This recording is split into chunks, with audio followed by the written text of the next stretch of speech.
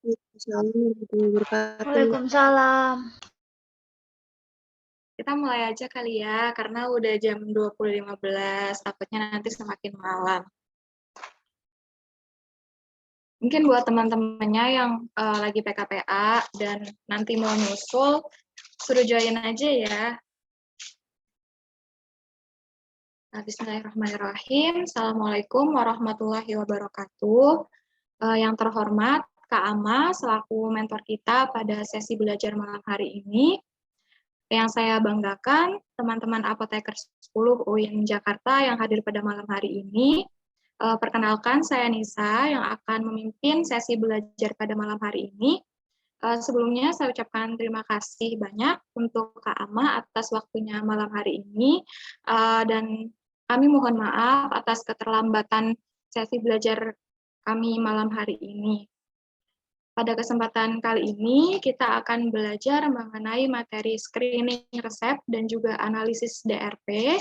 Untuk teknisnya itu masih sama seperti pertemuan yang sebelumnya, yaitu nanti ada pemaparan materi dari Kak Ama sampai jam 21.00, kemudian dilanjut sesi tanya jawab, dan juga apabila dari Kak Ama ada post test, maka dilanjutkan hingga jam 21.30. Oke, langsung saja kita mulai belajar kita pada malam hari ini. Kepada Kak Ama, apakah sudah siap, Kak?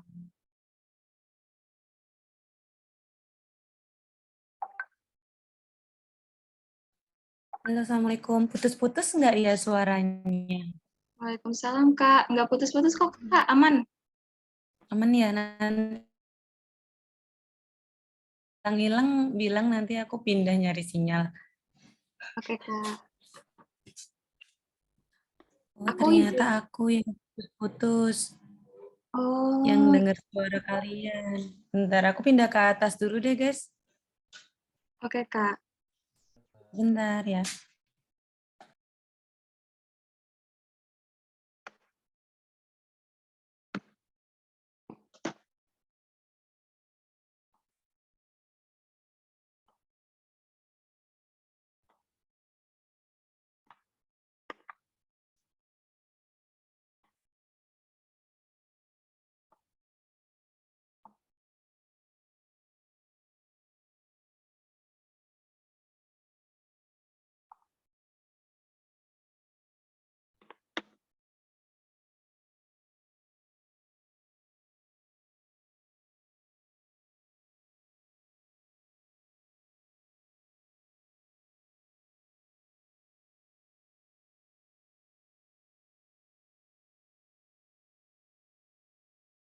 Waalaikumsalam.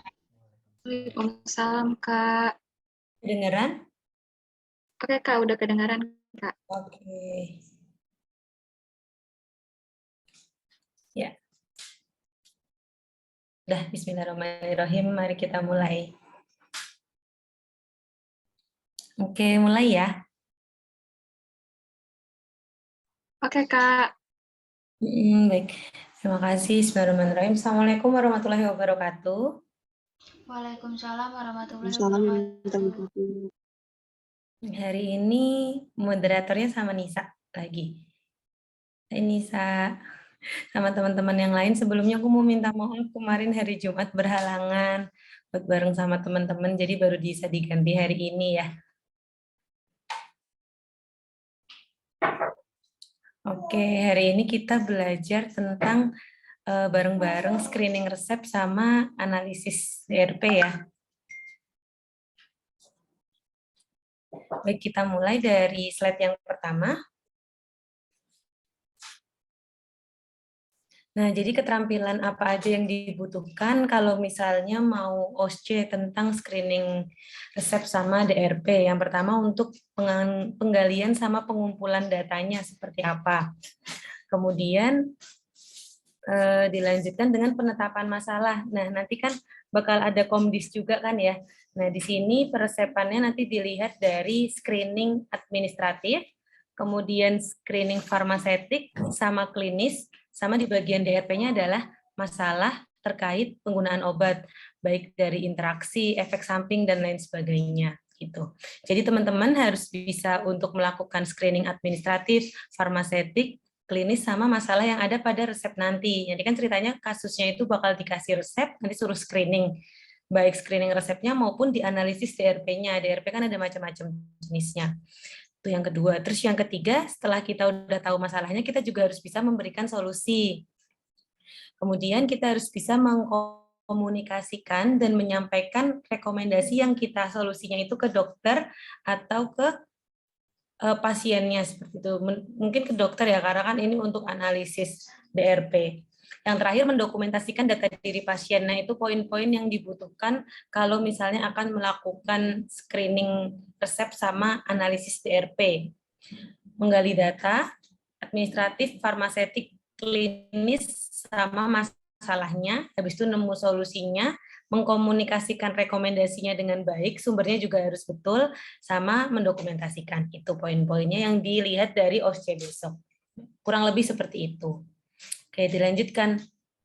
Nah, kita mulai dari screening resepnya. Ini teman-teman udah komdis, berarti kan udah familiar ya. Misalnya kayak screening administratif, screening farmaseutik, sama screening klinis ya.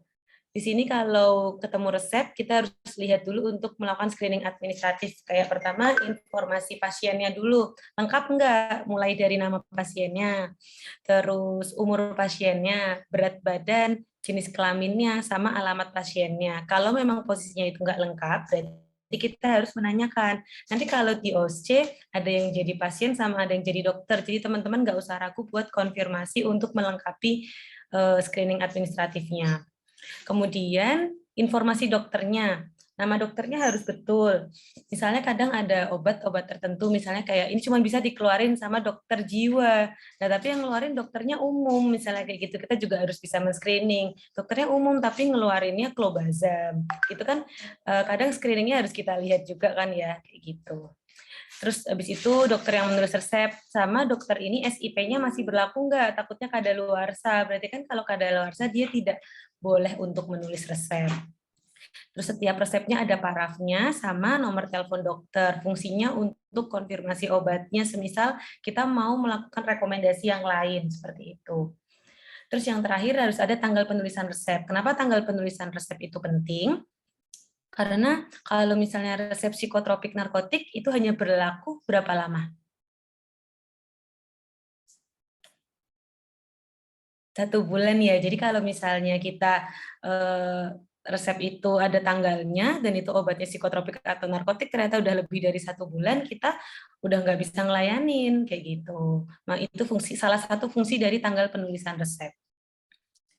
Terus habis itu screening administratif udah dilakukan semuanya, berarti tinggal melanjutkan screening farmaseutik. Bentuk sediaannya sesuai enggak? Oh, kalau anak nggak mungkin dikasih tablet di usia kurang dari 2 tahun, misalnya kayak gitu. Kekuatan sediaannya pas enggak? Stabilitasnya gimana? Kompatibilitasnya gimana? Seperti itu, atau ketercampuran obat. Terus yang ketiga, setelah di screening farmaseutik, kita melakukan screening klinis. Nah, di sini nanti letak kita melakukan analisis DRP ya. Indikasi obatnya sesuai enggak sama dosis obatnya. Terus aturan, cara penggunaan sama lama pengobatannya sesuai enggak. Misalnya kalau dia dapat antibiotik. Antibiotiknya biasanya direkomendasikan untuk infeksi saluran kemih akut misalnya hanya 7 hari misalnya gitu. Tapi ternyata dokter lebih sampai 1 bulan, 2 bulan gitu. Itu apakah ada indikasi lain? Mungkin ternyata ceritanya pasien anak itu long fever atau emang demam terus-menerus kayak gitu kan kita bisa konfirmasi. Jadi ketika kita mencari dosis obatnya sesuai indikasinya, indikasinya tidak hanya untuk misalnya saluran infeksi saluran kemih, tapi juga cari untuk long fever, misalnya kayak gitu untuk antibiotik itu. Tuh. Sesuai enggak indikasi sama dosisnya. Terus aturan dan lama penggunaannya sesuai enggak, untuk terapi sesuai sama indikasi pasiennya itu sama enggak. Terus misalnya terjadi duplikasi atau polifarmasi apa enggak? Karena kan kadang kalau misalnya kita menemukan resep yang polifarmasi, misalnya dari klinik penyakit dalam, itu kadang obat diabetesnya udah pakai triple terapi, obat hipertensinya udah pakai double terapi. Nah, di situ kita harus ngecek duplikasi enggak dan sesuai sama cara kerjanya atau enggak. Maksudnya menyerangnya emang betul enggak dibutuhkan double atau triple terapi itu. Itu fungsinya kita melakukan DRP kalau di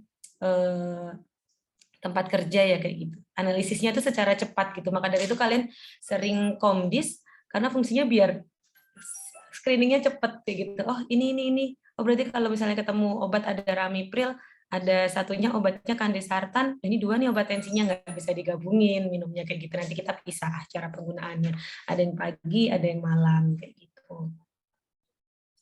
Terus ada reaksi obat yang tidak diinginkan enggak, misalnya kayak efek samping dan lain sebagainya, ada kontraindikasi atau enggak, dan ada interaksi atau enggak. Itu fungsinya kita melakukan screening klinis. Jadi poin-poin itu yang harus teman-teman pegang kayak gitu.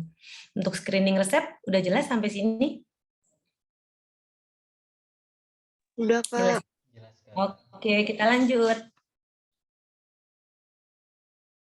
Nah, ini aku kemarin coba nyalin dari resep yang ada di salah satu rumah sakit.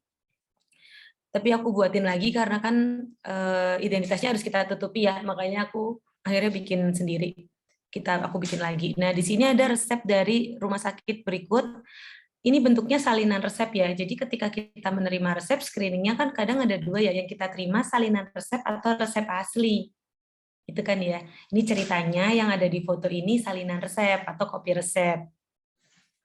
Nama dokternya udah ada. Ini kita mulai dari screening resepnya. Teman-teman harus terbiasa untuk melakukan screening cepat kayak misalnya, oh nama pasiennya ada, umurnya ada enggak? Misalnya kalau anak berarti harus diperhatikan lagi berat badannya ada enggak, jenis kelamin ada enggak.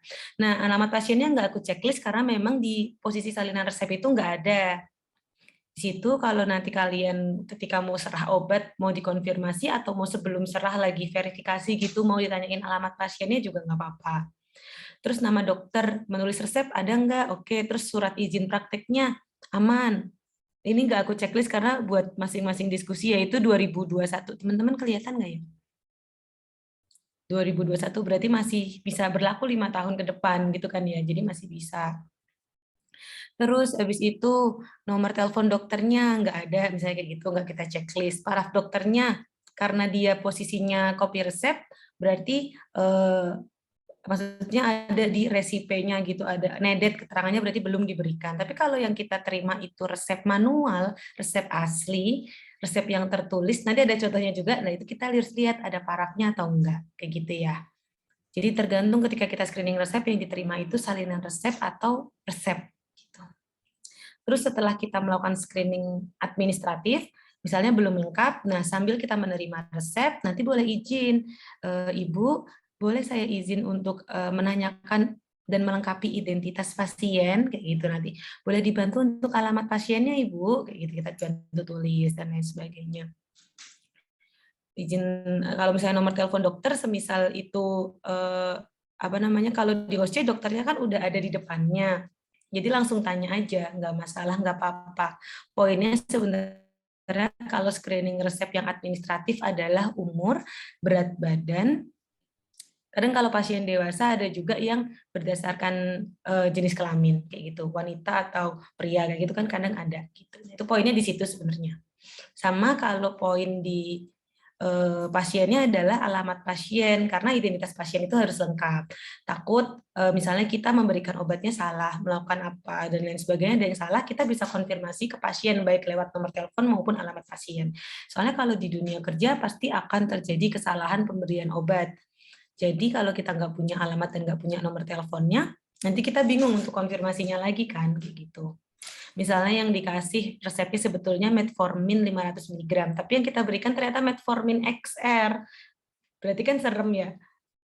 Bedakan metformin biasa sama metformin yang extended release. Tapi yang kita berikan ternyata tabletnya XR. Berarti otomatis dia minumnya juga udah salah, dosis yang masuk dalam tubuh juga salah kan. Nah, di situ fungsi kita punya identitas pasien itu biar terjadi hal yang seharusnya tidak diinginkan itu bisa ada solusinya gitu. Terus kalau udah administratif, kita lanjutin ke farmasetiknya. Bentuk sediaannya di checklist berarti karena udah sesuai. Anak usianya 2018 ke 2022 berarti berapa tahun? 4 tahun ya? Sesuai.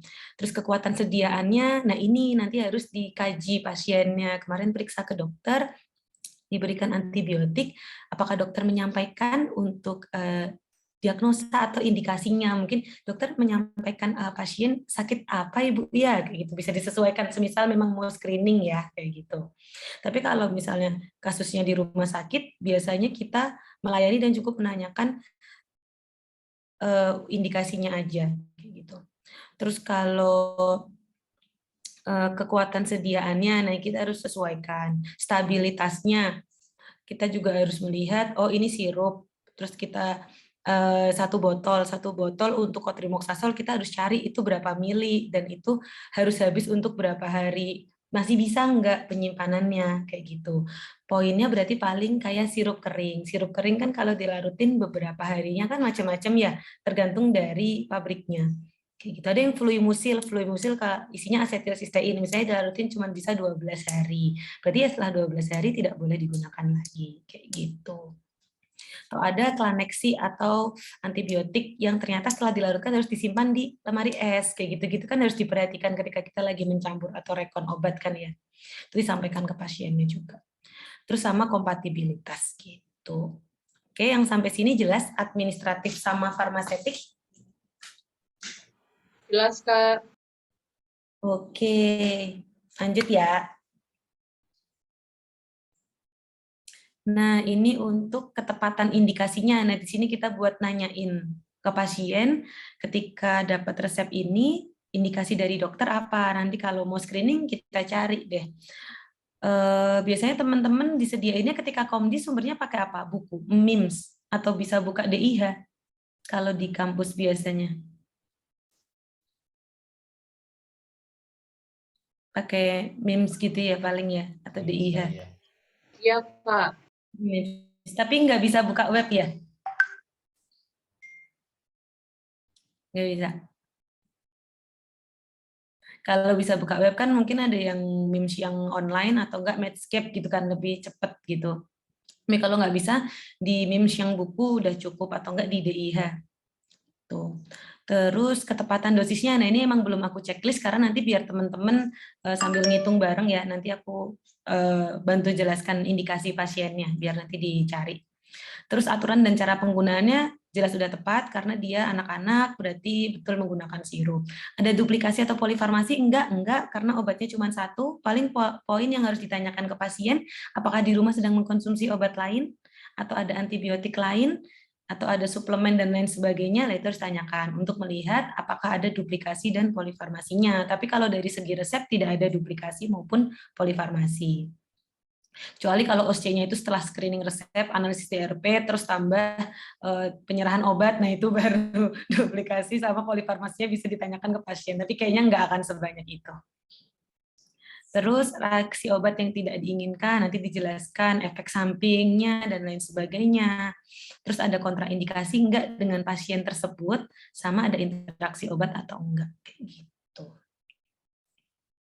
Kalau misalnya besok di OSCE kalian udah ada lembar checklistnya, malah jauh lebih enak. Tapi kalau misalnya nggak ada lembar checklistnya, langsung aja di screening kayak biasa, kalian harus hafal poin-poin pentingnya aja. Kayak gitu.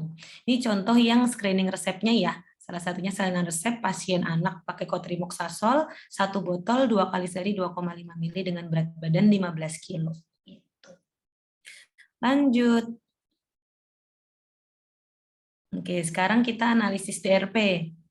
Kalau resep kan tadi lebih ke administratif, farmasetik, sama klinisnya. Nah, kalau DRP itu sebenarnya pengertiannya adalah kondisi yang terkait dengan terapi obat yang secara aktual maupun potensial berpengaruh pada outcome pasiennya secara individu. Jadi berbahaya untuk pasien itu sendiri. Jadi kita harus bisa menganalisis. DRP itu sebetulnya ada 7. Kalau teman-teman di kuliah ada berapa? Takut ada perbedaan soalnya. Ada di ini nggak, profesi atau di S1 analisis Ada DRP? sih, Kak. Tergantung pakainya apa sih. Waktu itu diajarinnya. Tergantung ya. Kalau yang Cipole kan kalau nggak salah 7 deh. Tapi kalau PCNS kan banyak tuh dia. Iya. Oke deh, ini sekarang kita ambil yang 7 dulu ya. Nanti biar bisa dikelompokin lagi. Ini dilihat dari 3 sebenarnya poinnya. 1 tuh tambahan yaitu interaksi obat. Yang 3 ini poin pentingnya dibaginya nanti jadi 7. Indikasi. Indikasi itu dilihat dari pasien memerlukan tambahan terapi obat apa enggak. Jadi kita harus lihat pasien itu sakitnya ini, ada yang nggak diobatin nggak dari sakitnya itu oleh si dokter, kayak gitu. Ada perlu obat tambahan nggak? Gitu. Yang kedua, pasien mendapatkan terapi obat tidak perlu, harusnya nggak perlu dapat obat ini, tapi ternyata diberikan oleh dokter. Itu kita juga bisa merekomendasikan ke dokter kalau dok, pasien tidak ada indikasi sakit ini, apakah obat ini masih diperlukan? Kayak gitu. Misalnya ternyata pasien antibiotik cefixime-nya udah diminum 7 hari, misalnya kayak gitu. Terus kemudian dokter memberikan antibiotik lagi. Nah, itu kita bisa konfirm ke dokter. Ini udah diberikan untuk 7 hari, dok, apakah perlu diberikan antibiotik lagi? Karena di resepnya ada diberikan antibiotik tambahan sampai 5 hari lagi. Gitu. Nah, sambil kita lihat indikasinya. Biasanya kalau di rumah sakit, kita harus lihat swab pasiennya. Gitu.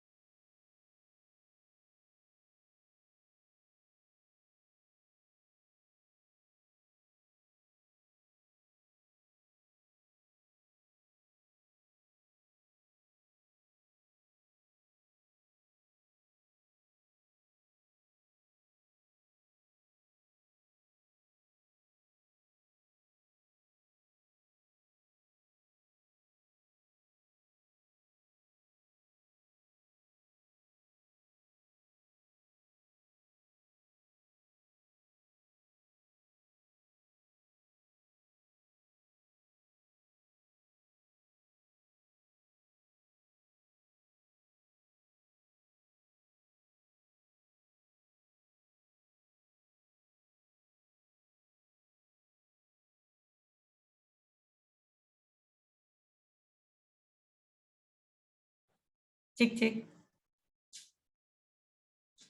Kedengeran? Kedengeran, Kak. Oke. Terus sama yang terakhir adalah kepatuhan. Kepatuhan itu dari ketidakpatuhan pasien minum obatnya atau gagal mendapatkan obat. Tuh, sama yang terakhir interaksi obat yang memang harus kita cek di semua obat yang ada di resep pasien. Yang tadi kayak udah ada double terapi, baik diabetesnya double terapi, tensinya double terapi, jantungnya double terapi, belum nanti ada suplemen ginjalnya, belum lain sebagainya, itu harus kita perhatikan juga untuk lihat interaksi obat. Kalau misalnya teman dijelaskan nggak sama dosennya ketika besok OSCE sumbernya biasanya pakainya buku atau bisa pakai web? Buku ya, masih? Udah dijelaskan belum kisi-kisinya ketika mau OSCE besok sumbernya bisa buka pakai apa? Belum ya? Belum sih, Belum, Kak. Kak. Tapi kalau mengacu dari tahun sebelumnya itu kita disediain laptop, isinya DIH. DIH aja yang dibuka ya berarti ya? Iya. Oke, siap-siap. Nanti bisa cari juga di DIH gitu. Nah kan kadang ada web yang nggak boleh dibuka atau kita sengaja buka web gitu kan. Kalau memang bisa kan bisa masukin Medscape. Nanti ada drug interaction checker, kalian tinggal masukin doang tuh. Nanti bisa kelihatan dia ada interaksinya apa enggak. Tapi kalau nggak bisa ya namanya OSCE nanti kita bisa buka di IH ya. Oke, lanjut. Nah, ini satu persatunya, mulai dari penyebab DRP. Memerlukan terapi tambahan obat.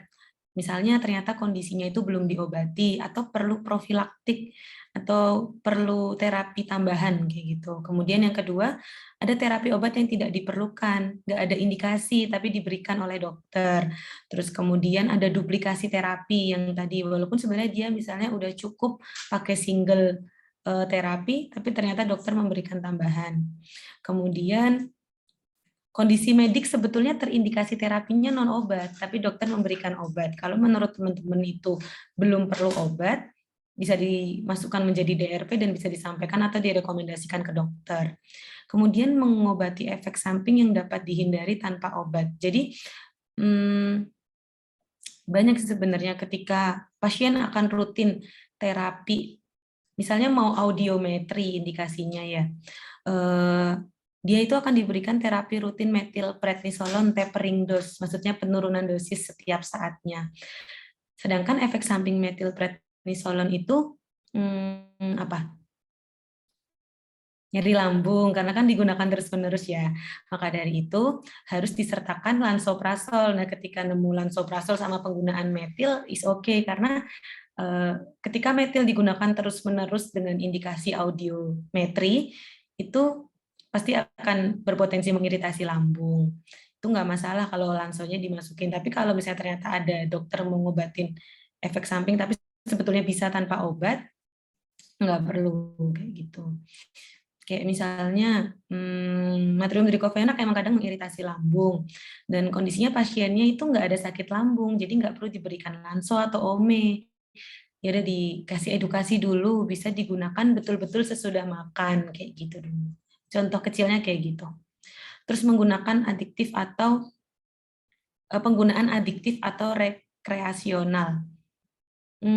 Misalnya kayak pasien sulit tidur, tapi sebetulnya masih bisa diatasi dengan non-obat, tapi dokter udah memberikan obat yang lain yang membantu tidur, kayak misalnya belum terlalu ganggu banget tidurnya, udah dikasih alprazolam 0,25 mg, misalnya kayak gitu. Sebetulnya kan belum terlalu perlu. Kalau memang teman-teman mau masukin jadi DRP, dokternya diajak diskusi dulu. Maksudnya untuk indikasi sulit tidurnya, apakah sudah betul-betul perlu menggunakan alprazolamnya dokter? Karena untuk penurunannya nanti kan membutuhkan waktu juga kan. Gitu. Oke, lanjut. Ketiga, pemilihan obatnya tidak tepat. Ada dosis yang jauh lebih efektif gitu. Kemudian ada kondisi refrakter terhadap obat, bentuk sediaannya tidak tepat, sama tidak efektif untuk kondisinya. Terus yang keempat, dosisnya terlalu rendah, otomatis ini kita harus banget diperhatikan sih, berarti kan nanti nggak ketemu ininya ya, apa namanya, kurva terapinya nggak nyampe, jadi sama aja nanti pasiennya nggak sembuh, atau frekuensinya terlalu panjang, atau enggak misalnya durasi obatnya terlalu singkat, harusnya diminum ini antibiotiknya minimal 5-7 hari misalnya gitu, tapi ternyata dokter meresepkannya cuma 3 hari, kan takut terjadi resistensi. Terus ada interaksi obat yang aktual sama pemberian obatnya tidak tepat. Oke, lanjut.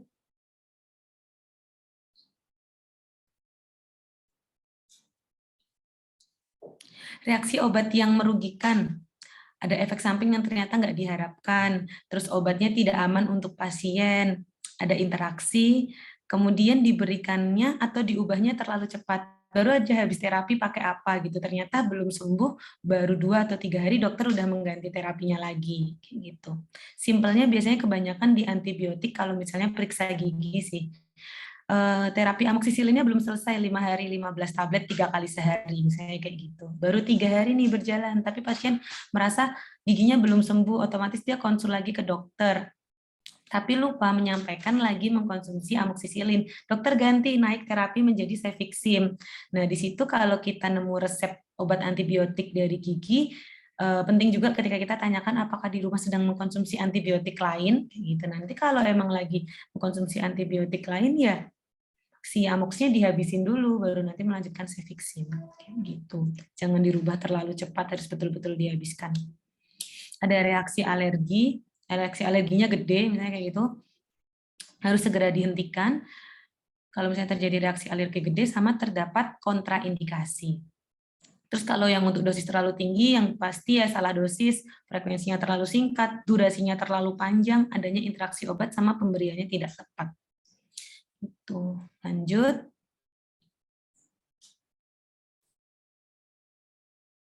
Oke. Boleh lanjut.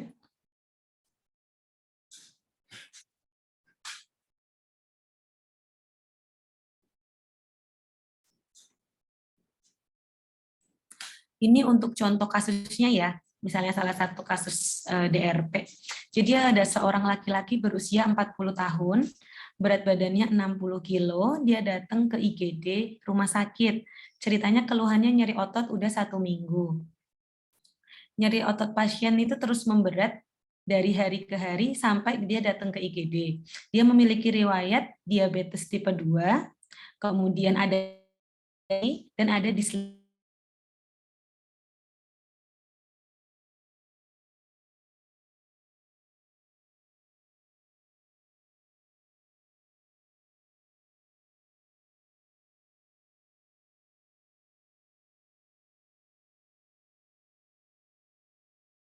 1 pak. Terus tapi dia nggak peminum minuman keras. Nah, terapi yang lagi digunakan pasien metforminnya 2 kali sehari. Metformin biasa ya, 500 mg. Captoprilnya 3 kali sehari, 12,5 mg sesudah makan. Simvastatinnya 1 kali 40 mg malam sebelum tidur. Pasien nggak punya alergi apapun. Di sini hasil pemeriksaannya tekanan darahnya segitu ya. Poinnya aku tebelin di tekanan darah. Terus karena emang dia ada gula, jadi gulanya juga ditebelin, gula darahnya 156. Kemudian HbA1c-nya 8,4%, tinggi ya. LDL-nya 78, kolesterol totalnya 156. Nah, di sini DRP yang disuruh adalah apa asesmen dan care plan farmasi meliputi rekomendasi terapi obat dan monitoringnya. Jadi ada masalah apa, solusinya apa, yang dimonitoring apa, kayak gitu ya. Kita lanjut slide selanjutnya. Kita coba buatkan tabel ya. Masalahnya yang pertama dia ada diabetes tipe 2. Diberikan oleh dokter, riwayatnya metformin 2 kali sehari 500 mg dengan objeknya segitu. Subjektifnya nggak ada ya, karena nggak ada keluhan di gula darahnya ketika lagi berkunjung ke IGD. Makanya S-nya strip. Biasanya sih kalau misalnya teman-teman ada waktu banyak ketika screening resep, dibuat sedetail ini nanti jadi poin dokumentasinya baik sih. Kalau misalnya cukup ya. Tapi kalau emang nggak cukup, langsung persingkat aja kayak DM tipe 2, kasih panah, oh obatnya metformin, kasih panah lagi, gula darah, kayak gitu aja. Nanti dosennya pasti udah ngerti dan penilaiannya. Tapi poin-poin di masalah terapi, subjek, objek, sama assessment-nya, apa masalah yang kita temukan itu harus jelas. Nah, di situ kita bisa melihat dosis metformin. Ternyata pasien menggunakan metformin dengan dosis segitu belum capai target glikemiknya atau kadar gula darahnya. Target gula darah berapa?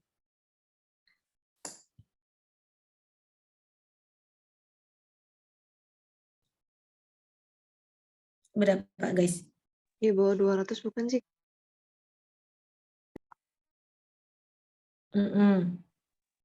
Bentar nih, aku bukain.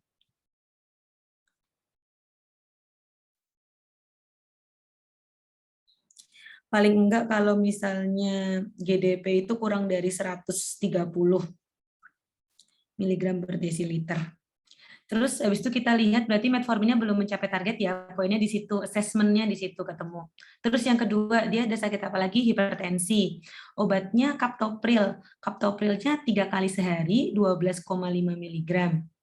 Subjek kita menemukan subjek ketika kita mewawancarain pasien di situ di ininya, di kasusnya tadi kan katanya dia menggunakannya sesudah makan kan, berarti itu masuk subjek, dia menggunakan sesudah makan. Terus tekanan darahnya 150 per 90. Nah, asesmennya pasien tidak tepat dalam menggunakan captopril sehingga captopril kurang efektif. Nanti bareng-bareng sambil cari ya, untuk captopril itu sebetulnya bioavailabilitas terhadap makanan itu seperti apa. Walaupun sebetulnya ya di dunia kerja tidak akan sedetail ini gitu, tapi ketika OSCE kan beda ya, kita harus sesuai dengan materi. Kemudian ada hiperlipid yang ketiga, diberikannya simvastatin dosisnya 1 kali 2 tablet 40 mg ya. Dengan LDL-nya dia 78. Sebenarnya target LDL-nya sudah mencapai. Jadi mungkin kita punya assessment kalau simvasnya mungkin bisa diturunkan, mungkin kayak gitu ya penilaian kita di awal kayak gitu. Terus ada kondisi karena dia ke IGD, dia kan karena nyeri otot, yang dikeluhkan berarti subjeknya nyeri otot aja, subjektifnya. Terus asesmennya kemungkinan nyeri ototnya bisa disebabkan karena efek samping dari si simvasnya itu, walaupun tidak besar sih presentasenya, tapi mungkin karena simvastatinnya 40 mg, gitu kan. Efek samping nyeri ototnya terjadi. Oke, asesmennya udah ketemu ya di 4 poin itu. Jadi teman-teman harus bisa membuat mind maps kayak gini ketika analisis DRP. Nggak harus sedetail ini sih, tapi megang poin-poinnya ketika baca kasusnya. Gitu. Oke, lanjut. Nah, care plan. Tadi kan poinnya cari assessment masalahnya, care plan-nya gimana, sama monitoring ya. Ini berarti yang kedua, care plan-nya. Diabetes tipe 2. Dosis metformin belum dapat mencapai target glikemik. Mungkin kita bisa rekomendasikan kalau ke dokter bisa naik ke 2 kali sehari 850 mg. Sediaan metformin ada sediaan berapa aja guys? 500, 850, terus ada yang XR tuh ada yang XR 500, ada yang XR 1000 gitu ya. Terus diberikannya saat makan. Kalau mau sebetulnya betul lagi berarti memberikannya metformin diminumnya gimana caranya? Yang betul-betul sesuai sama kalau di kuliah bersama makan kan ya, karena takut terjadi mengiritasi lambung. Jadi tengah-tengah makan. Nanti kan biasanya kalau edukasi, kalau teman-teman di apotek atau di rumah sakit atau di puskesmas, ini metforminnya diminumnya bersama dengan makan Ibu ya. Jadi lagi makan, terus minum metformin, nanti di tengah-tengah makan lanjut makan lagi gitu. Karena emang sebetulnya fungsinya itu metformin ada mual kalau misalnya dia diminumnya sebelum makan. Jadi harus bersama makan. Mentok kalau lupa segera sesudah makan. Karena kan kalau di lapangan itu nggak pasti lupa gitu pasien kan, potensi lupanya tinggi ya buat minum di tengah-tengah makan. Lagi enak-enak makan suruh minum obat gula darah kan lupa ya. Jadi kalaupun ada pertanyaan, Mbak saya suka lupa kalau di tengah-tengah makan, nanti kita bisa edukasi, iya boleh segera sesudah makan Ibu, tapi sejauh ini aman kan Ibu kalau sesudah makan nggak ada mual atau nyeri lambung gitu yang boleh kita pantau. Karena masing-masing efek dari pasien beda-beda ya. Tuh. Nah, kita usulkan ke dokter 2 kali 850 mg saat makan, terus dievaluasi 3 bulan dengan harapannya target GDP-nya segitu. Kita sampaikan ke dokter, Dok, di sini pasiennya belum mencapai target glikemiknya. Apakah dokter berkenan apabila dosisnya dinaikkan menjadi 2 kali sehari 850 mg, kayak gitu. Nanti kalau boleh saran dokter dievaluasi dulu 3 bulan, dari dokter gimana? Jadi diajak diskusi. Kalau misalnya dirawat jalan, screeningnya harus betul-betul cepat. Kadang bisa on the spot langsung telepon dokter buat ganti obat dan lain sebagainya. Atau ternyata kita baca swabnya, kayaknya nggak segini deh harusnya dosisnya gitu. Terus hipertensi. Pasien tidak tepat dalam menggunakan captopril sehingga captopril kurang efektif. Memberi konseling kepada pasien bahwa makanan dapat menurunkan bioavailabilitas captopril sehingga captopril sebaiknya digunakan saat perut kosong 1 jam sebelum makan atau 2 jam sesudah makan dengan rencana target tekanan darahnya kurang dari 140/90 kayak gitu. Nah, di sini memang sebetulnya captopril itu baik diminumnya sebelum makan. Namun ketika lagi OSCE berarti sesuai sama ininya ya, materinya sebelum makan. Tapi kalau nanti di dunia kerja pasti sesudah makan gitu. Karena aku pernah ada kerja di 2 tempat, di tempat sebelumnya itu apoteknya apotek akademik, jadi betul-betul obat OA obat OA yang dilayanin berapa, obat keras yang dilayani berapa dan lain sebagainya, atau obat bebas terbatas dan lain sebagainya itu betul-betul sesuai sama kuliah dan cara penggunaan obat captopril pun itu kita sebelum makan. Tapi setelah di tempat kerja yang lain harus sesuai sama lapangannya dan ternyata pasiennya juga tekanan darahnya terkontrol juga kayak gitu. Tapi karena ini salah satu contohnya berarti kita boleh sesuai sama materinya ya. Jadi bioavailabilitasnya kan berpengaruh. Jadi diminumnya 1 jam sebelum makan, bisa kita edukasi ke pasien gitu. Oke, lanjut. Untuk hiperlipidnya, dosis simvastatin karena sudah efektif dan mencapai target lipidnya, sama ini berhubungan juga sekaligus dengan nyeri ototnya. Jadi kita bisa konfirmasi ke dokter, mungkin efek samping dari nyeri otot itu diakibatkan karena menggunakan simvastatinnya. Dan simvastatinnya kebetulan LDL-nya sudah mencapai target, jadi apakah boleh dok semisal diturunkan menjadi 1 kali 20 mg di malam hari saja sebelum tidur. Dan kita juga harus mengedukasi betul-betul harus sebelum tidur, karena peningkatan kolesterol terjadinya di malam hari. Gitu. Terus merekomendasi ke dokter untuk nyerinya kita bisa pakai meloxicam, namun KP nyeri atau bila nyeri aja selama 3 hari kayak gitu. Kemudian dievaluasi kontrol 1 bulan dengan target nyeri ototnya hilang, LDL-nya tetap masih terkontrol dan kolesterol totalnya juga terkontrol gitu. Oke, lanjut. Ini monitoringnya ya. Tadi kan ada 4 poin. Metformin yang kita lihat dari gula darahnya, efek sampingnya gangguan gastrointestinal ya. Captopril itu kita pantau dari tekanan darahnya sudah terkontrol atau belum. Efek samping captopril batuk kering. Jadi ketika pasien nanti rutin menggunakan obat yang belakangnya pril atau ACEI, kita kalau lagi konseling boleh tanyakan apakah ada batuk kering yang dirasakan. Kalau emang betul-betul mengganggu, kita harus konfirmasikan ke dokter, mungkin bisa diganti dengan kandesartan dan lain sebagainya. Kayak gitu. Terus simvastatin kita pantau dari LDL-nya, kolesterolnya, dan efek samping nyeri ototnya besar apa udah berkurang atau belum kayak gitu. Sama karena dia ada nyeri otot, kita berikan pereda nyeri yaitu meloxicam. Meloxicam pasti ada potensi untuk nyeri lambung. Maka dari itu harus diminum sesudah makan, dan kalau nggak nyeri nggak usah diminum, nggak apa-apa. Gitu. Oke, sudah.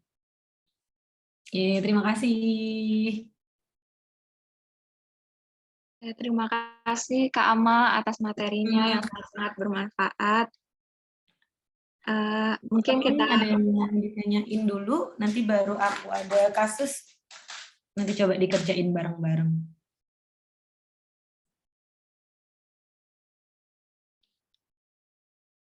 Boleh lewat chat atau boleh tanya langsung.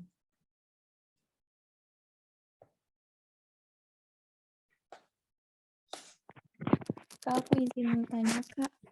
Boleh. Kalau misal kombinasi obat itu boleh pakai yang mekanisme yang sama nggak, Kak? Misal kayak pasien tuh dikasihnya omeprazol sama lansoprazol juga gitu. Double terapi ya? Iya.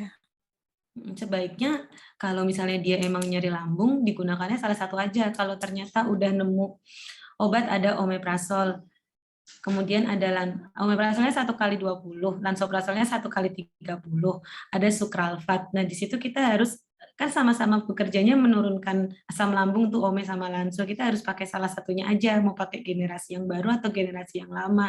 Dan sudah ada tambahan sukralfatnya, misalnya itu udah triple terapi kan. Kita bisa infoin ke dokternya untuk menggunakan salah satunya aja. Generasi baru nanti ditambah sama sukralfatnya, karena kan cara kerjanya beda. Sukralfat lebih ke melindungi dinding lambung, omeprazol lebih ke menurunkan asam lambung, kayak gitu.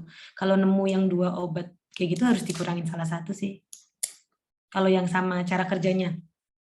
Tapi kalau ada sukralfat, sukralfatnya tetap. Berarti kalau kayak gitu udah masuk ke duplikasi obat kan ya, Kak? Masuk, bisa itu. Duplikasi. Soalnya kemarin pas screening resep di apotek nemu tuh itu. Dapat 2 ininya, Iya, PPI-nya. kalau nggak salah tuh omenya sekali sehari, lansonya 2 kali sehari apa ya? Atau kebalik aku juga. Biasanya ome yang bisa 2x1. Ya, berarti ome yang 2 kali. Memang harus dikonfirmasi. Itu KP nyeri aja atau gimana biasanya? Di resepnya ada tulisan KP nyeri nggak? Atau rutin semua? Rutin semua, Kak. Rutin semua. Ditanyain indikasinya nggak waktu teman-teman dapat resepnya pas di apotek? Pas nyerahin gitu, pas edukasi? Waktu itu sempat ditanyain, sama pihak apotekernya kan. Terus akhirnya dikasih semuanya, tapi nggak tahu deh, aku juga lupa soalnya aku di dalam kan. Iya, paling itu poinnya sih. Kalau itu udah jelas masuk duplikasi karena cara kerjanya sama. Terkecuali kalau obatnya itu sukralfat untuk obat nyeri lambungnya, itu beda lagi. Karena beda cara kerja. Nanti paling enggak kalau emang kekeh dari resepnya dokternya itu, kan mesti dokter punya ini ya penilaian sendiri. Kita yang edukasi ke pasiennya. Sebetulnya ini cara kerjanya sama, Ibu. Boleh diminum dulu untuk omeprazolnya. Apabila sudah 2 kali sehari omeprazolnya belum mereda, nanti boleh baru ditambah lansonya. Misalnya kalau yang lansonya sekali sehari ya, kayak gitu. Ya, Kak. Tapi sih kalau pribadi sih pasti harus dikurangin sih karena udah masuk duplikasi. Iya. Kemarin kayaknya pasiennya ngambil sendiri kalau nggak salah, dan dia kayak biasa aja sih, bisa. Maksudnya nggak kayak kelihatan sakit banget, tapi nggak tahu sih, Kak.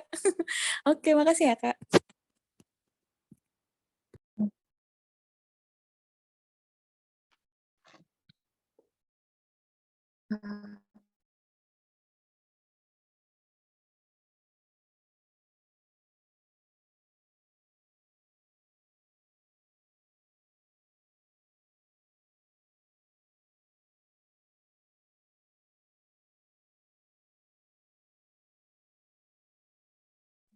Teman-teman ada yang mau nanya lagi?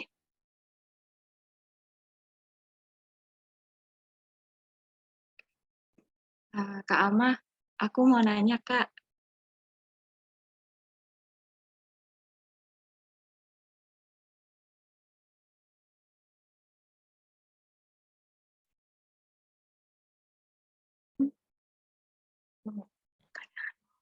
Oke, lanjut guys. Sinyalnya jelek banget, maaf. Ya, Kak, nggak apa-apa. Halo, Kak Oke. Ama. Mm-mm. Kak, aku mau Kedengeran nanya. nggak? Kedengeran, Kak. Boleh. Bisa mau tanya apa? Kalau di kasus itu kan tadi metforminnya itu dosisnya belum efektif ya, Kak. Makanya dinaikin gitu. Kalau misalnya kapan kita ngelihat, berarti kalau misalnya di 500 belum mencapai target terapi itu dinaikin sampai 850 ya, Kak. Kalau misalnya dikombinasi dengan obat golongan lain gitu, itu gimana, Kak? Apa emang harus di 850 dulu, Kak? Ini ya kalau misalnya mungkin mau ditambah glimepirid atau mungkin salah satunya ditambah akarbosa gitu ya. Tergantung Iya, Kak. dari diabetesnya yang dianya dulu. Jadi biasanya aku ambilkan ini deh. Yang terapi diabetes kalian ada ininya nggak sih? Habis pakai ini nanti pakai ini gitu tabelnya. Ada ini nggak lini terapinya kalian ada nggak? Kalau nggak ada aku ke bawah bentar ambil buku. Aku coba buka kali ya, Kak. Boleh nggak apa-apa. Aku sambil ke bawah bentar ya. Oke, Kak. Oke, tunggu bentar.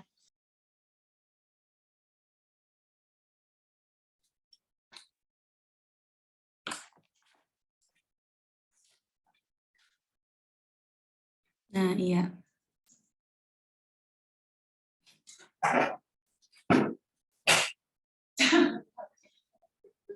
Belum bisa. Gimana ya?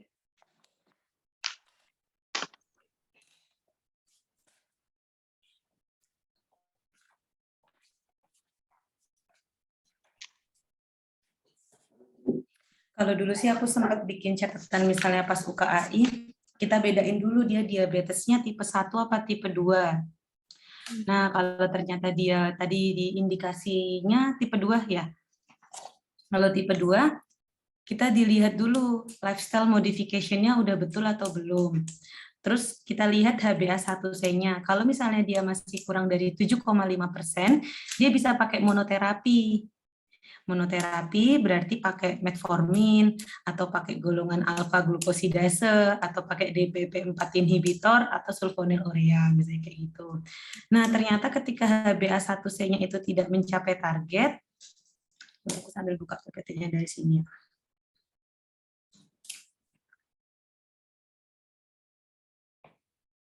Tadi di bagian, nah dia HbA1c-nya 8,4%, berarti dia udah lebih dari 7,5 juga kan ya. HbA1-nya nggak mencapai target, bahkan naik atau lebih dari 7,5 itu bisa mulai dual terapi atau meningkatkan dosis metformin. Nah, maka dari itu di situ aku pribadi milihnya di meningkatkan dosis metforminnya, karena selama masih bisa single, kenapa harus double? Selama masih bisa menggunakan satu obat yang menyebabkan pasien tersebut tidak polifarmasi, enggak. Dan ternyata hasil terapinya itu sudah 3 bulan itu sudah baik, ya bisa dilanjutkan. Tapi ternyata kalau belum bisa, kita bisa nambah di metformin ditambah sulfonylurea, kayak itu misalnya. Terus kalau ternyata nggak mencapai target lagi, nanti bisa baru triple terapi, metformin tambah sulfonylurea tambah alfa glukosidase, kayak gitu. Terus kalau misalnya ternyata nggak mencapai target lagi, baru bisa ditambah insulin. Gitu. Ini aku sumbernya dulu dari mana ya? PMK apa ya? Aku buka catatan yang dulu. Ya gitulah. Jadi harus dilihat dari tipe diabetesnya dulu, terus poinnya di HbA1c. Gitu. Oke, Kak Ama, ada lagi yang mau ditanyakan?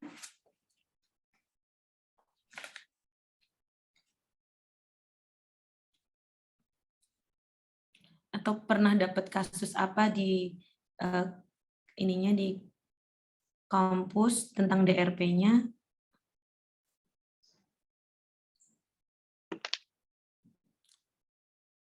Kak, mau nanya lagi, Kak.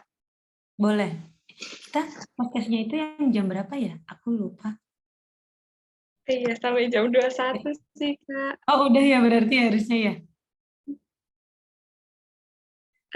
Biasanya sih 21.15 itu selesai sesi tanya jawab, Kak. Terus nanti sisanya 15 menit terakhir buat tes gitu. Itu cukup nggak, Kak, kalau 15 menit? Kalau prosesnya mau dikerjain sendiri, terus habis itu nanti baru teman-teman share jawaban ke aku, baru nanti aku bisa lihat hasilnya, nanti aku share jawabannya, nggak apa-apa. Jadi kayak aku kasih post-testnya aja gitu, boleh sih. Dibahas sendiri, nanti kalau mau jawabannya aku kasih juga. Gitu. Jadi post-testnya nggak sambil dibahas, itu masih cukup. Tapi kalau mau sambil dibahas, belum cukup deh kayaknya. Tapi nggak apa-apa sambil tanya-tanya dulu aja, nanti kita berjalan. Cuman ada 2 kok soalnya. Nanti bisa bareng-bareng juga. Jadi mau tanya apa lagi? Kalau misalnya di sini kan dia ada keterangan perokok aktif gitu ya, Kak. Berarti ini nanti kaitannya sama yang batuk kering kaptopril itu atau gimana, Kak? Sebetulnya itu kaitannya, rencananya aku pengen bikin soalnya itu sekalian sama ketika konseling di non farmakologisnya gitu. Kalau di batuk keringnya, walaupun dia tidak perokok misalnya dan dia menggunakan obat ACEI, ada potensi untuk terjadi batuk kering sih. Oke, Jadi nanti Kak, bisa buat makasih. untuk terapi non farmakologis pasiennya, karena nanti kan berpengaruh buat hipertensinya juga. Tuh. Oke, makasih banyak ya, Kak. Ada lagi yang mau tanya?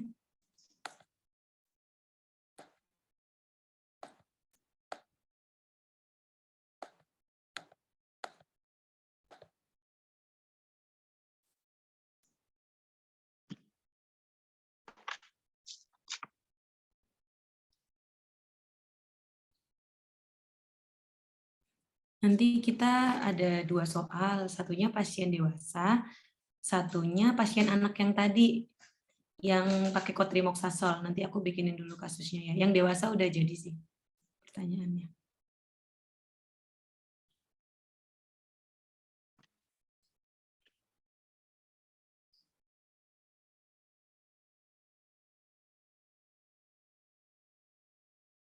Teman-teman ada yang mau nanya lagi?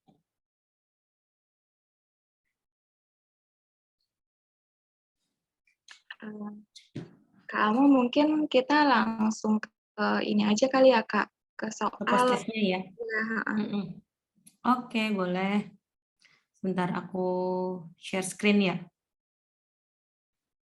Karena aku belum sempat ngirim.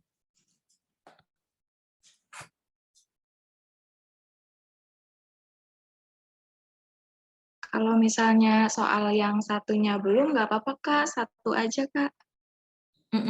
Oke, yang ini dulu ya. Oke, Kak. Sebentar, share screen, bagikan layar.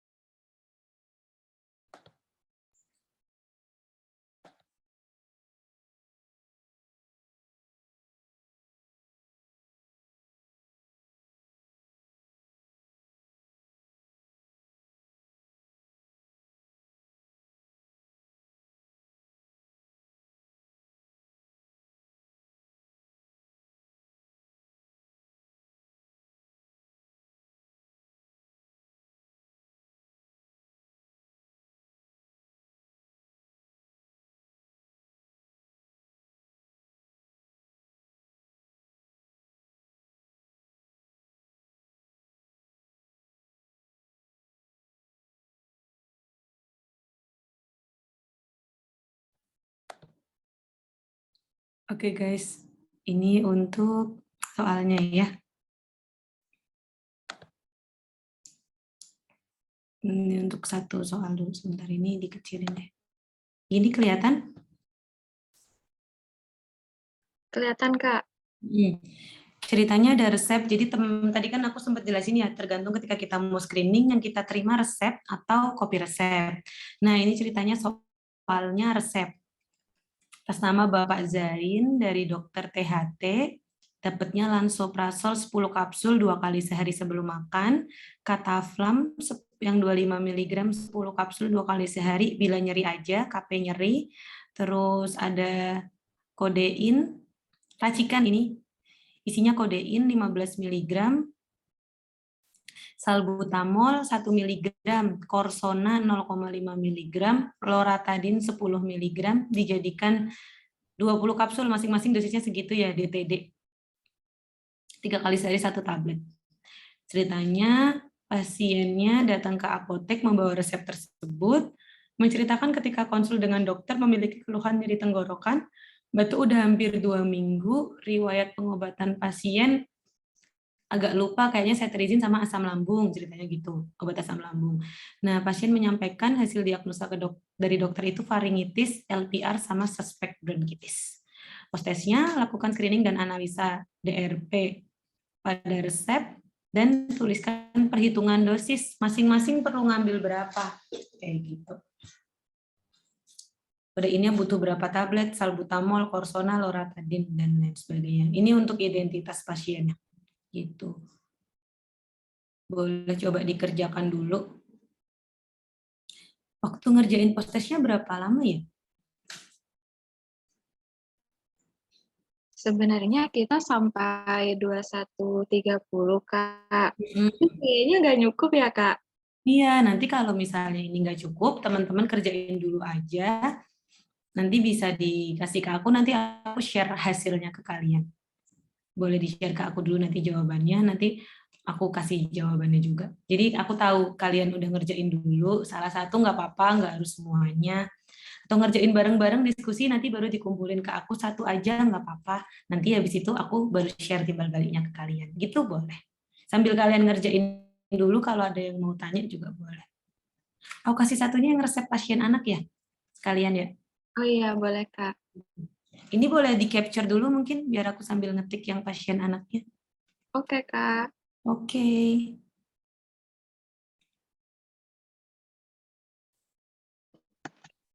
Oke, udah, Kak. Oke.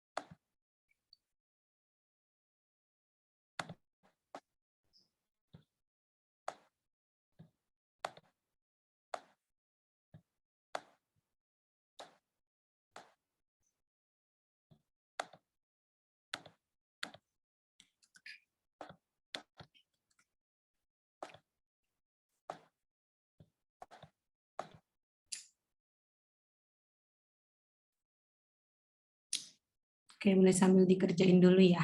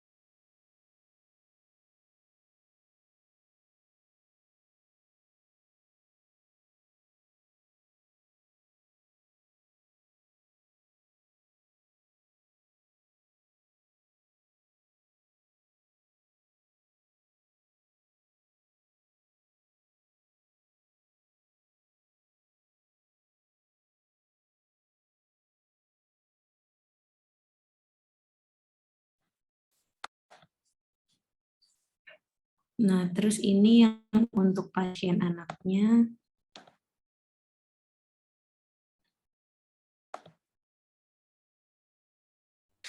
Resep yang tadi sebetulnya nanti di screening aja, cuman 1 resep aja, tapi poinnya adalah di berat badan pasien dan antibiotik apakah sesuai sama indikasinya apa enggak, dan berapa hari terapi. Coba nanti di ini ya, di screening sama dianalisa untuk DRP-nya, underdose atau kelebihan dosis atau gimana gitu. Sesuai indikasinya atau enggak. Dia ceritanya ada infeksi saluran kemih. Gitu.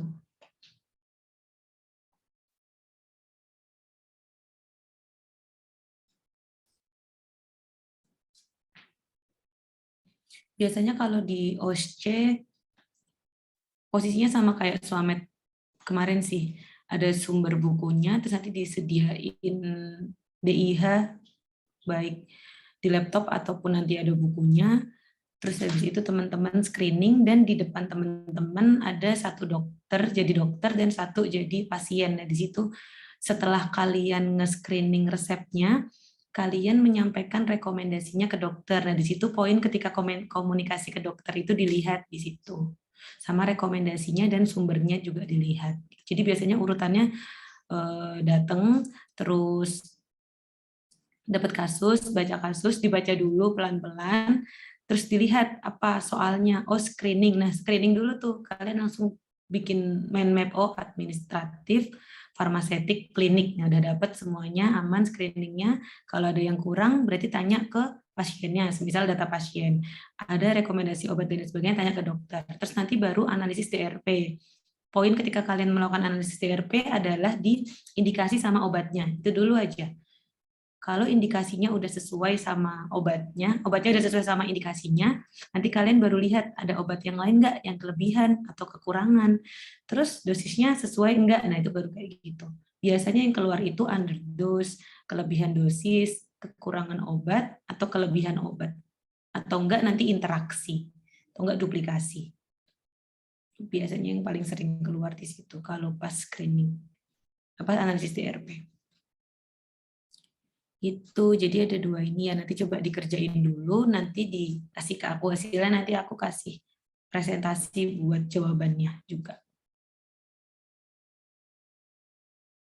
Oke, ada yang mau ditanyakan tentang OSCE-nya atau tentang yang lain boleh terkait analisis DRP atau screening resep.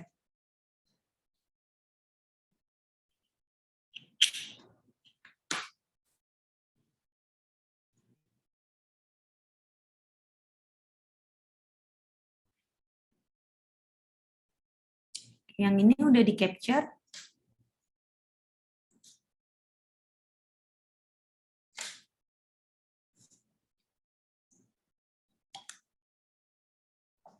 Sudah, Kak. Oke. Ada yang mau ditanyain?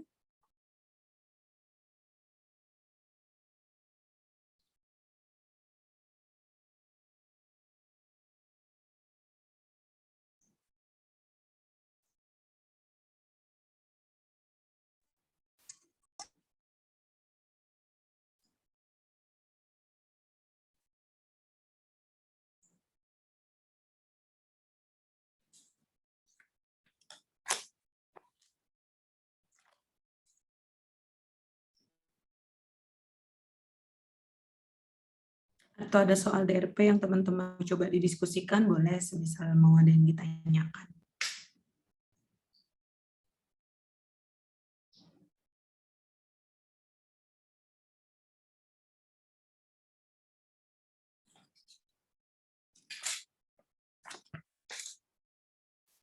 Persiapannya udah pada sampai sejauh mana ini OSCE-nya atau KAI-nya?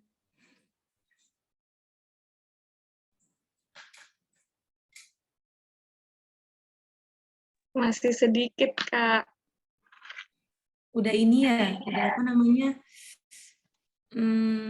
OSCE-nya jadi penilaian kelulusan juga ya berarti ya? Isunya sih gitu, Kak. Mau jadi sumatif. Tapi belum ada kabar lanjutan. Belum sih, Kak. Dari Sejauh ini. zaman aku sumatif terus bilangnya tapi nggak jadi-jadi. Iya, semoga nggak sumat. Yang penting ininya sih, UKAI-nya.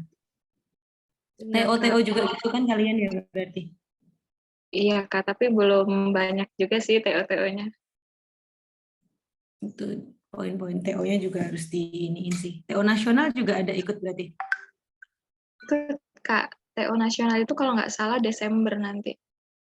Nah itu soal-soalnya tuh diinget-inget.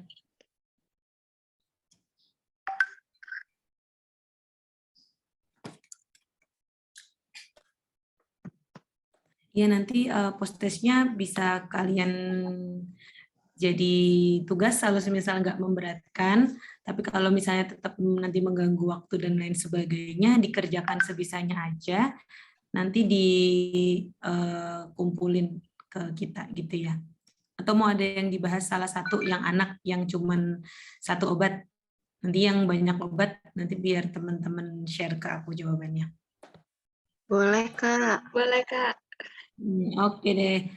Berarti ini aku dikasih jawaban dari kalian dulu, boleh nggak? Yang kau terima soal. Biar aku nanti ada yang bahasnya juga. Nggak apa-apa deh, buka pakai Medscape.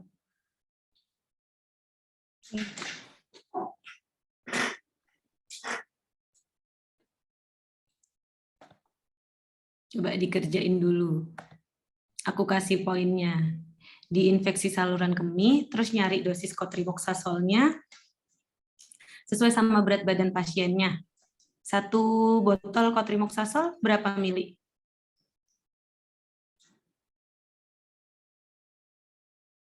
Coba cari dulu.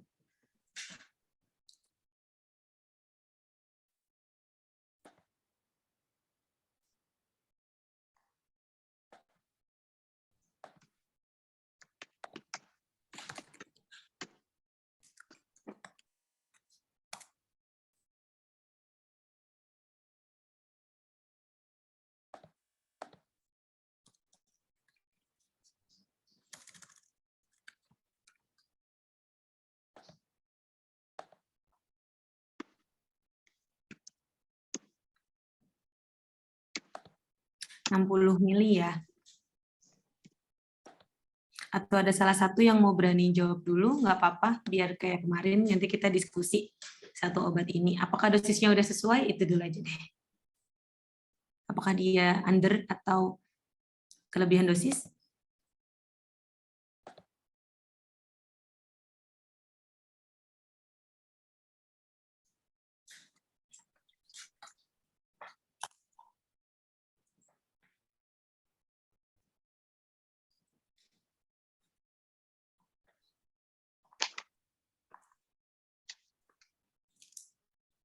Dan salah satu yang mau jawab dulu boleh.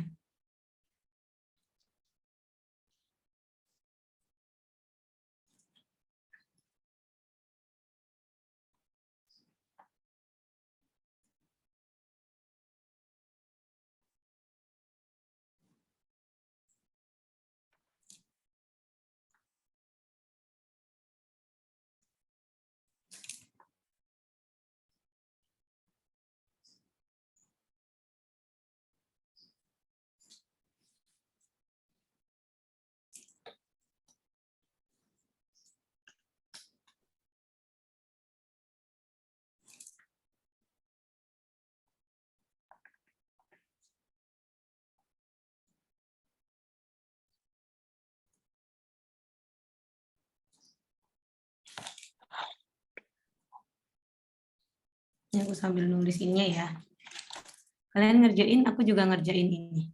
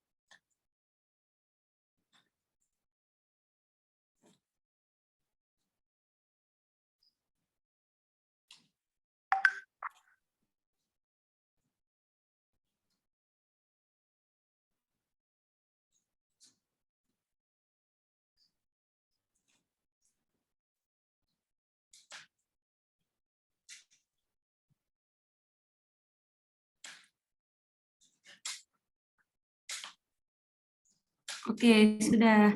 Ada yang sudah? Ada yang bisa menyebutkan? Sebetulnya ini DRP-nya hanya satu, yang cotrimoxazole.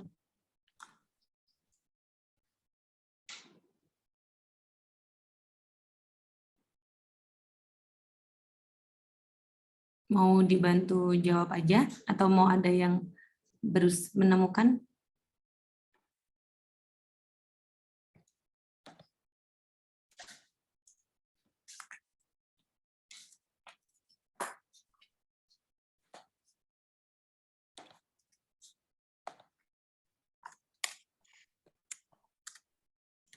Ini aku ketik dulu di PPT ya, sambil nanti kalian kalau mau jawab boleh banget.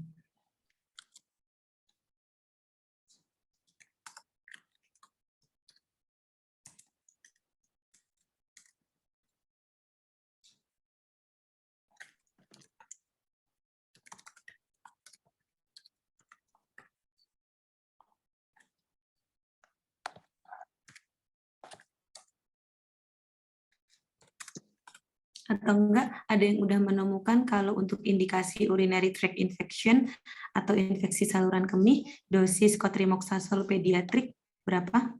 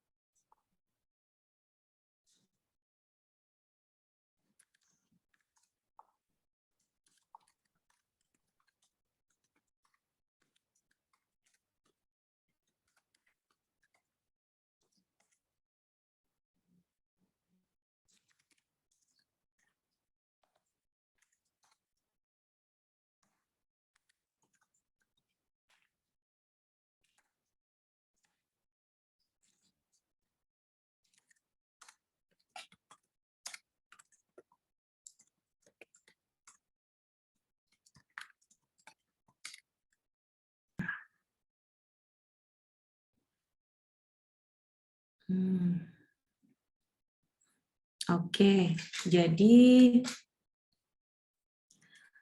ini tadi untuk soalnya ya. Ini dijelaskan sekarang atau teman-teman ada yang mau jawab lagi dulu buat hasilnya?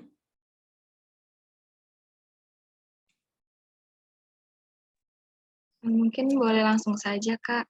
Langsung aja ya, oke. Jadi ini buat resepnya, ceritanya lakukan screening dan analisa DRP. Tadi udah screeningnya udah sempat dibahas waktu kita materi ya, screeningnya udah aman. Paling nanti alamat pasiennya ditanyakan ketika sedang lagi OSCE, berarti di depannya ada pasien, nanti boleh menyampaikan, boleh dibantu melengkapi untuk identitas pasiennya ya Bapak atau Ibu gitu. Untuk alamatnya belum ada ya, betul. Terus screening lagi yang belum lengkap, selain alamat pasien, ada apa lagi? Ada yang menemukan?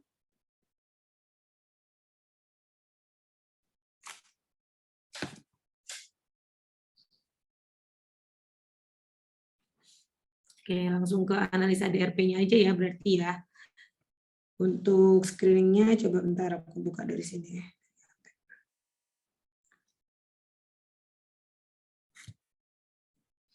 Oke, nama pasiennya ada, aman ya. Umur pasiennya ada. Ada. Kemudian berat badannya ada 15 kilo ya di resep. Jenis kelaminnya bisa dilihat dari namanya, berarti nanti kita bisa menyimpulkan, bisa di checklist ada. Kemudian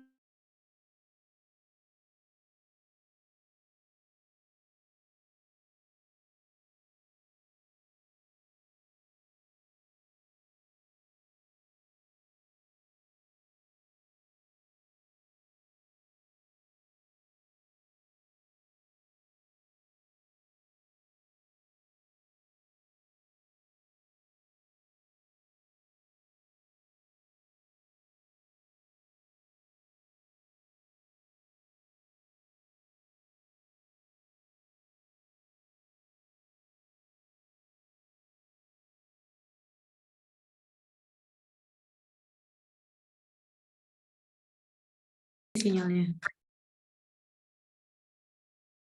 Iya Kak, tadi sempat keputus. Oke, nih kita lanjutin.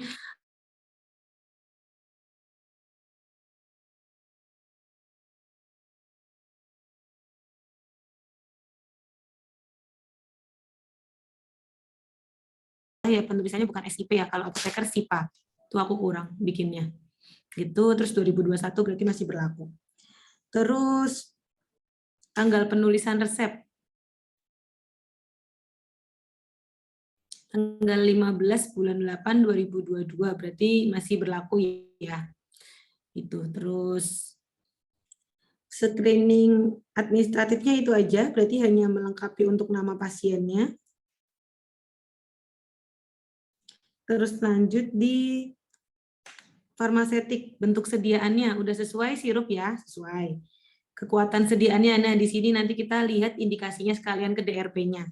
Terus stabilitasnya, sirup, dia kebetulan kalau cotrimoxazole suspensi atau sirup kering? Suspensi ya, jadi suspensi, jadi nggak masalah gitu. Ya sesuai sama sirup aja, kalau misalnya dibuka berarti berapa lama cair ya, sediaan cair gitu. Tapi kan mengingat ini antibiotik juga harus diperhatikan.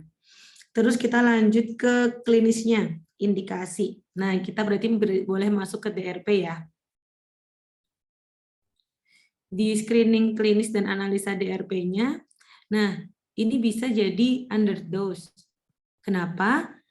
Di sini seperti yang tadi disampaikan sama teman-teman, ada urinary tract infection. Kalau di sini biar cepat kita coba nyarinya lewat Medscape. Tapi nanti kalau teman-teman mau nyari DIH, nggak masalah.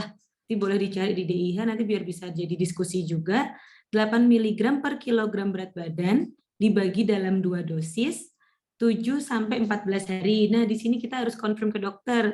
Ketika kita udah selesai ngitung dosisnya, poin yang harus kita tanyakan ke dokter adalah, Dok, biasanya terapi ini bisa 7-14 hari. Dari dokter berkenan untuk berapa hari terapi antibiotiknya. Gitu. Nah, ceritanya hasil konfirmasi dari dokternya adalah 7 hari. Gitu.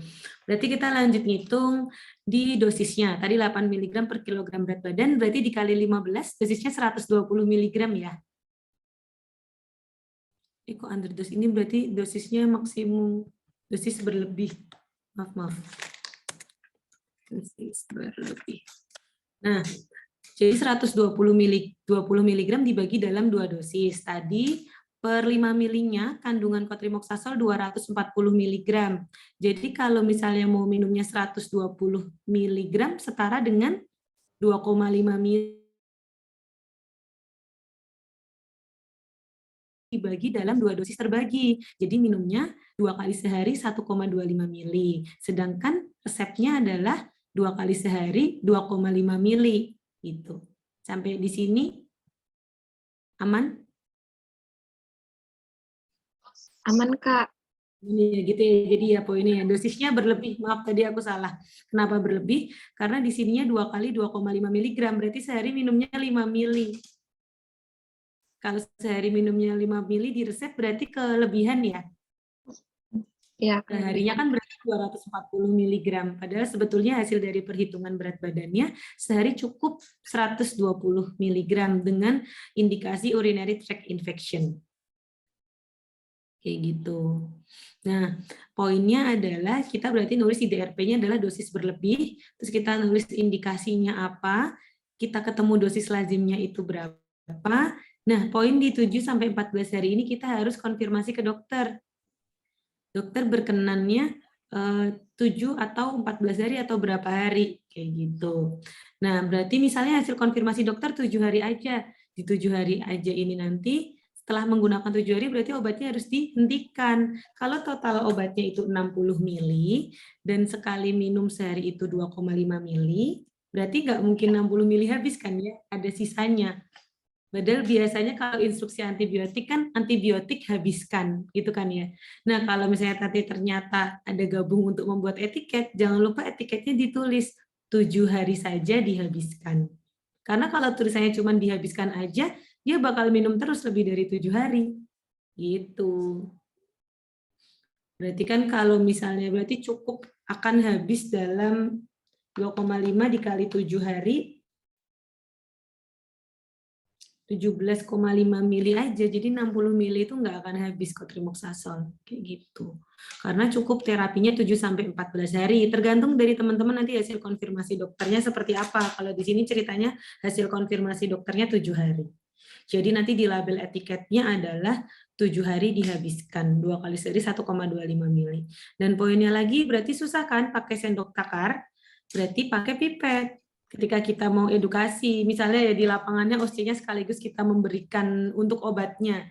Jangan ngambil, kadang tuh OSCE ada yang ngasih sendok obat, ada yang ngasih pipet. Nanti kita ngambilnya yang mana nih? Kita jangan ngambil sendok obat, kita ngambilnya pipet, biar presisi. 1 mili, terus 2,5 mili.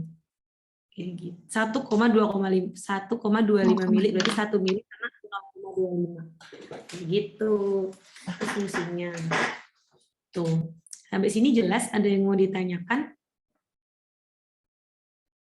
Jadi sebetulnya DRP-nya di resep ini hanya satu, screening-nya hanya satu untuk alamat pasien, sama kalau konfirmasi ke dokternya cuma satu juga, yaitu berapa lama terapi antibiotiknya, gitu. Dan kebetulan pasien lagi nggak mengkonsumsi obat apapun.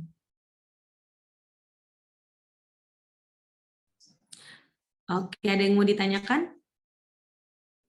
Paham, Kak. Paham ya? Alhamdulillah. Sebetulnya resep ini indikasi yang asli adalah dia urinary tract infection dan dia long fever. Jadi penggunaan aslinya sebelum aku jadi cuma 1 botol, dia itu digunakan rutin berturut-turut 3 bulan. Si cotrimoxazole ini karena dia ada long fever si pasien ini. Namanya udah aku ganti sih.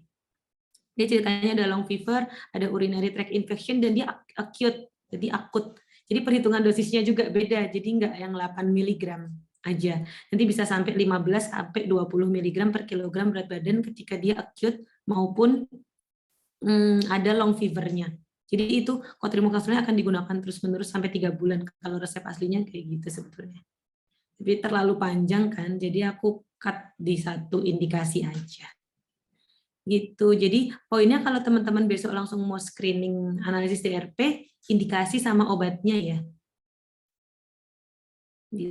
Dilihat resepnya, dibaca dulu soalnya pelan-pelan maunya apa, soalnya pengennya gimana, terus screening dulu 3 poin tadi, administratif, farmaseutis, sama klinis. Nah, ketika masuk klinis baru inget di bagian DRP-nya. DRP nggak usah ngafalin 7 kan kadang kebalik-balik ya. Jadi langsung di poin indikasinya, sakit apa nih pasiennya, dapat obat apa nih, cocokin tuh, sama enggak obat sama sakitnya pasien. Nah, kalau ada yang enggak sama, dicari nih, apa karena salah satu obatnya bikin efek samping, makanya dikasih itu. Kayak gitu, saya dapat metil, dapat lanso, tapi dia nggak ada nyeri lambung, tapi pasti dikasih dong, soalnya kan kalau metil mengiritasi lambung, misalnya kayak gitu. Gitu. Jadi kalau misalnya ngafalin DRP terlalu sulit, terlalu bikin grogi ketika OSCE, dilihat aja poin di bagian indikasi sakitnya pasien atau indikasi dan obat yang resep kalian lihat ketika OSCE itu. Setelah lihat indikasi obatnya, langsung deh kalian nyocokin dosisnya. Anak kah, dewasa kah, kayak gitu. Nah, ini tadi yang mau aku sampaikan, kalau misalnya paraf dokter, harus ada parafnya kan di setiap resep. Kalau resep aja, ini kan kalau salinan resep otomatis keterangannya nedet, belum dikasih. Tapi kalau yang diterima kita besok ketika jaga apotek itu adalah resep, berarti harus ada paraf di setiap resepnya. Kalau nggak ada, kita harus minta paraf dokter itu. Gitu. Ini boleh nih kalau nanti mau dikerjain dan ada hasilnya, boleh sharing ya. Oke, ada yang mau ditanyakan atau ada yang mau menambahkan, boleh.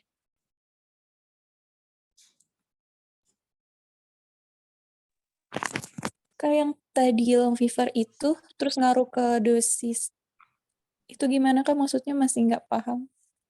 Oh iya, itu sebetulnya resepnya ini aku ngambil satu indikasi aja, yaitu di indikasinya dia ketika saluran kemih. Tapi sebetulnya resep aslinya itu dia punya indikasi long fever, punya indikasi acute urinary tract infection. Nah, ketika ternyata dia punya indikasi acute urinary tract infection atau acute infection dan long fever, miligramnya penggunaan cotrimoxazole di sumber pasti udah beda. Enggak 8 mg per kilogram berat badan lagi, tapi nanti sekitar 15 sampai 20 mg per kilogram berat badan, kalau nggak salah ya. Sekitar segitu kayaknya. Sempat baca kemarin gitu. Jadi ini karena indikasinya saluran kemih, jadi dengan hitungan 8 mg per kilogram berat badan udah cukup. Tapi kalau ternyata indikasi pasiennya itu ada long fever, ada acute infection, infeksi akut, nah itu miligram cotrimoxazole-nya mesti beda. Maka dari itu fungsinya kita buka DIH dan buka sumber itu biar sesuai obatnya sama indikasi dosisnya. Gitu. Apakah menjawab? Terus yang tadi dipakai berulang atau apa ya Kak tadi? Oh iya, kalau misalnya dia long fever, dia acute infection, itu dimakainya 3 bulan. Oh iya, terima Itu kasih. kasus lain sih, ceritanya dari kasusnya ini tuh ada tambahan sakitnya dia nggak cuma infeksi saluran kemih, kayak gitu.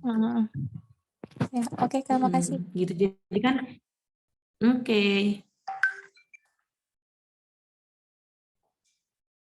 Jadi poinnya adalah pesanku dilihat indikasinya.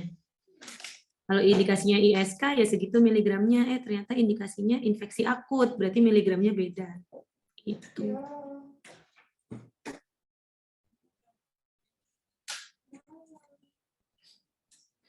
Oke, ada yang mau ditanyakan lagi?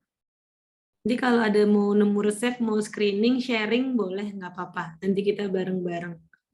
Salah satu aja perwakilan ngubungin aku juga nggak apa-apa.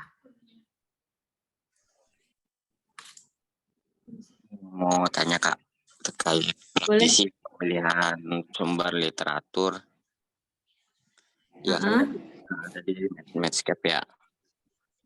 Nah, kalau misalnya praktek di lapangan, kalau misalnya kita menemukan dokter memiliki acuan literasi yang berbeda dari kita tuh gimana caranya kayak untuk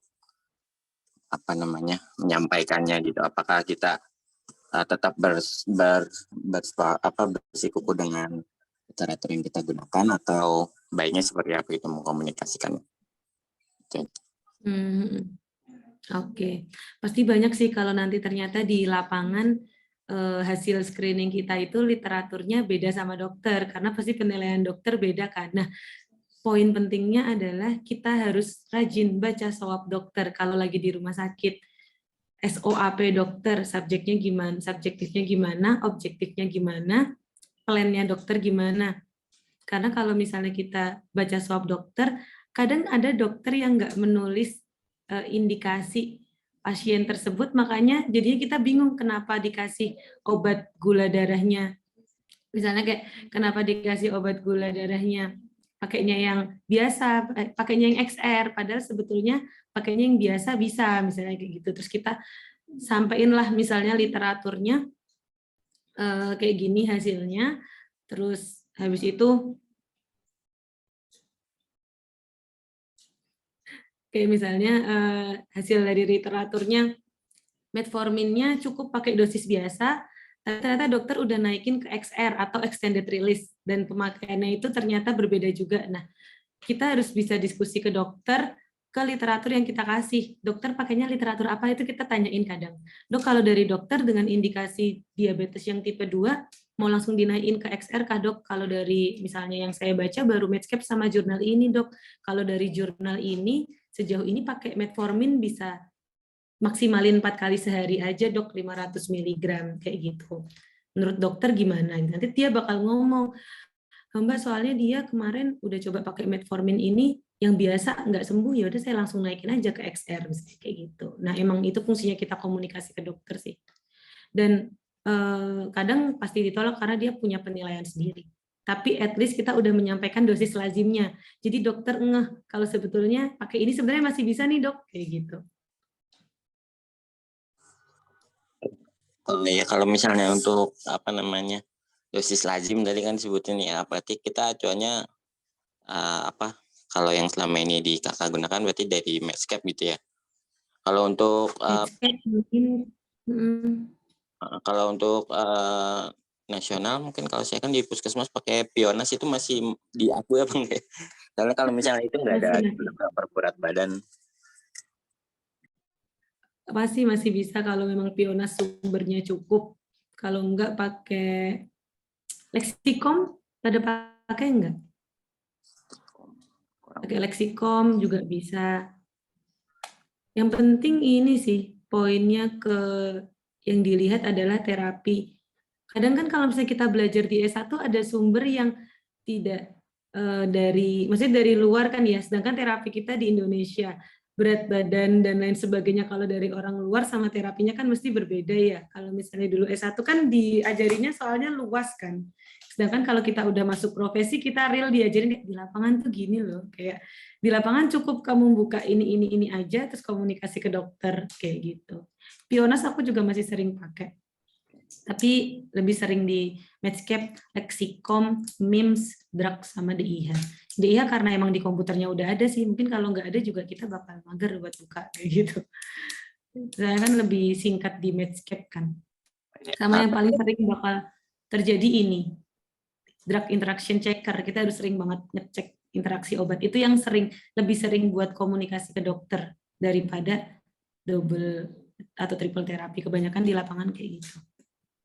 Ya. Yang kalau yang long fevernya kan tadi sempat buka jurnal juga, kayaknya jadi acuan dari literatur dokter juga, apa namanya, terkait.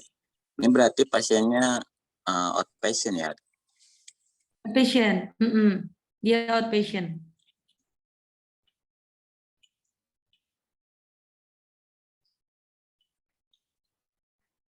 Halo?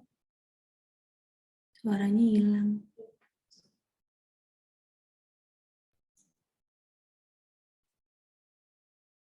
Ini aku yang nggak kedengeran apa? Lagi berhenti ngomong.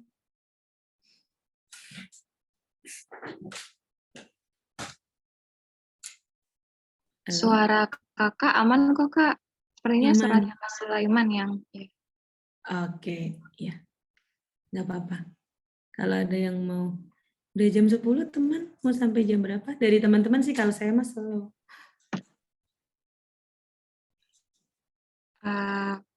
Kalau misalnya dicukupkan saja gimana ya kak? Soalnya kita ada yang shift malam gitu kak. Lagi di rumah sakit apa di puskesmas? Yang shift malam itu apotik sih kak. Yeah. Oh, apoteknya pakai yang 24 jam berarti ya PKPA-nya? Iya, ada sebagian. Siap, semangat. Nah, kalau ketemu resep tuh boleh sambil langsung screening. Iya kak, kita yang puskesmas tugasnya screening resep. 100 resep kalau nggak salah kak. 100 resep? Iya kak. Berapa lama? 1-2 bulan ada? 1 bulan. 1 bulan. Udah dapat apa? Bisa udah dapat apa contohnya? Belum sih kak, aku soalnya baru RS sama industri, puskesmasnya belum. Oke. Ya udah, nanti kalau misalnya teman-teman ada yang mau ditanyain terkait screening, nanti boleh lewat. Bu Masya nggak apa-apa kalau mau tanya, Nisa juga kalau mau tanya langsung boleh, atau nanti bisa dikomunikasikan lah. Bisa diskusi di luar kalau tentang screening, soalnya kan panjang ya, dan tergantung Ya. kasus by kasus.